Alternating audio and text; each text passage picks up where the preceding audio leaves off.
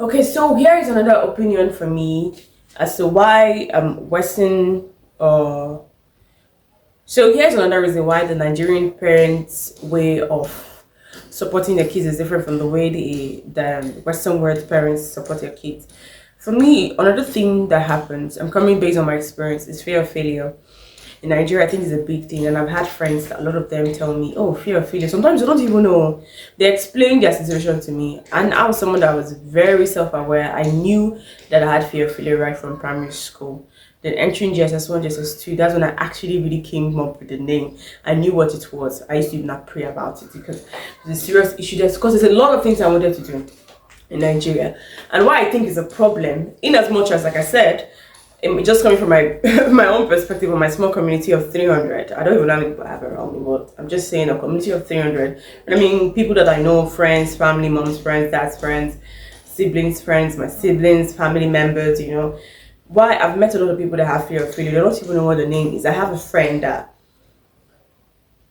she has always wanted to do business. That's what she was saying. I have business, I want to do business. She has money, but she never tried it. Fear of failure. Rather, she puts her money in things that will be like, oh, give me this money, I'll give you 30% every month, those kind of things. And she's lost it all many times. But go and actually do the business, the fear of, I want something guaranteed. That's what she always says. I want something guaranteed. I've told the story here before. I want something guaranteed. That's what she always tells herself. It's like, if she doesn't get that thing that is guaranteed, it doesn't make sense. The fear of going to start business might not work and everything stopped her. She's just being in one place. And it's not easy. And that's what she has. She has fear of failure, but she doesn't know. She has never called it in. She has never told me, but I know because I have it. And I still do sometimes, but at least we're still working on it. It's not as bad as it used to be because I remember back then, I used to be a drummer in primary school. I've always wanted to join the drumming, what do they call it? Crew. I joined it very late. I wanted to join the drumming crew in secondary school. I never did. Only when you do practice once in a while, I just go there to just show myself because I could drum. I always wanted to join the press group in secondary school. I never had the guts to. I was always scared. I was like, oh God, I'm going to come and be reading these in front of the whole assembly. Maybe I was shy. Maybe I would blab, I would fumble. I always wanted to do things. And a lot of times I met friends where they'd be like, oh, you're the one who tried the most things among all of us.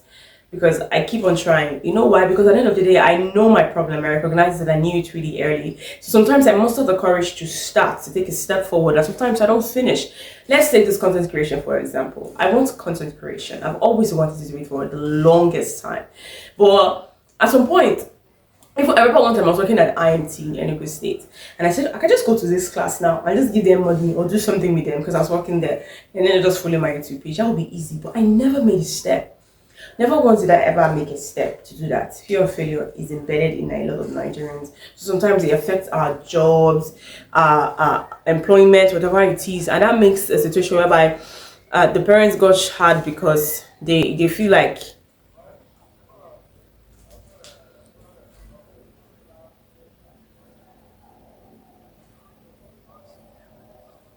So that's why sometimes our parents like they go hard on us because they feel like if you don't win, you suffer. Oh. And that's true because I'm suffering it now.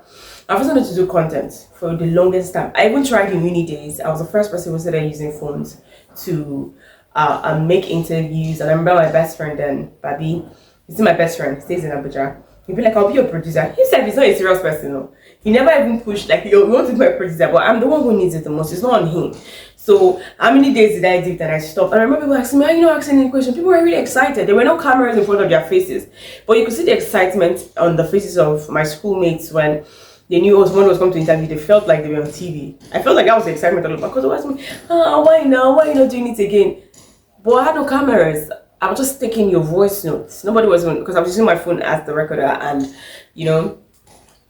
a record, I just put it in front of their mouth. Okay, so what do you think about the situation that just happened now? This celebrity, this thing happened now. What do you think this? So, and that was it. They were really cool about it. A lot of people asked me, and I stopped. I never did. And I always had this notion that, like, okay, I want to do it with money because I feel like when the YouTube craze started working back then in uni days, we saw how much people were making. Even back then, we didn't even know how much people were making. But I used to follow like Western world guys, Western what do they call it, YouTubers, and I know how much they're making. So in Nigeria, it's not really seem like this thing they're using too much money. But But then they're already making some good money. So I know that I took inspirations from them a lot. And I was like, God, this is really good to build a media network on it. So and that's why I was like, I want to do it. So I came to a point where I told myself, I want to do content creation when I have money.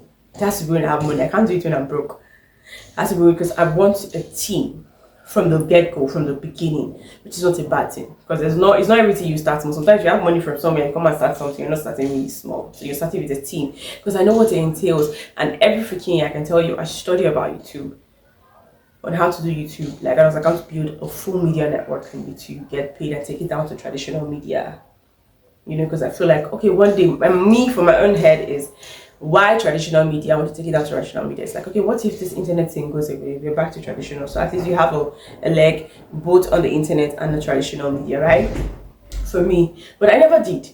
Now, I've tried this YouTube thing a couple of times. Last year, I started full-time. YouTube took down my channels, a couple of my channels, and I just got discouraged. I started again all over YouTube and Instagram and every other place. I was just doing for now, taking two months breaks. 2 months break. So this is here me that wants a cult following, a community that would love me and know me for who I am, come out and tell you the truth, that will end up being buyers, customers, and being loyal to me and me being loyal to them. And that's kind of following I want. I need it because I am working. I'm a marketer. I do business. I market some products and I need people to buy them. So why am I not on social media? Why am I only doing outbound sales? What happened to inbound sales? Outbound sales is like you're going to do door to door, and in a day, the highest you can be able to meet in a day, sometimes 20 people, 10 people, 7.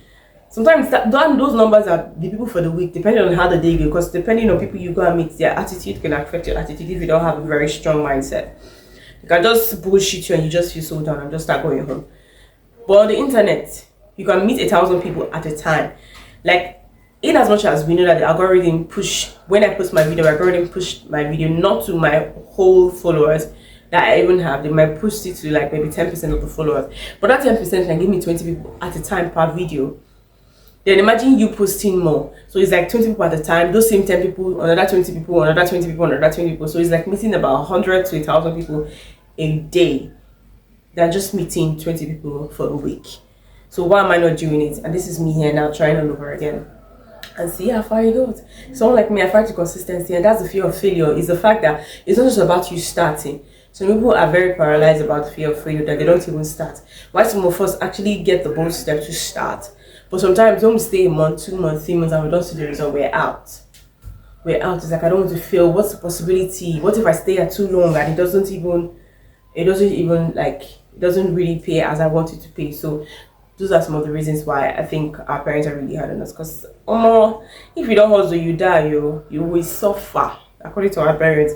So I think they push us hard because I think fear of failure is within our community. I don't know how many people, but with my own small community of 300, I can tell you it's a thing that exists. And if we do have it, a few of us have it in my community. So a lot of people have it out there because there's no one person that is a monopoly to a behavior or to an idea or a situation, whether bad or good. So I know that these things happen. So drop your comments if you feel the same way, and let's talk about your experience. Exactly.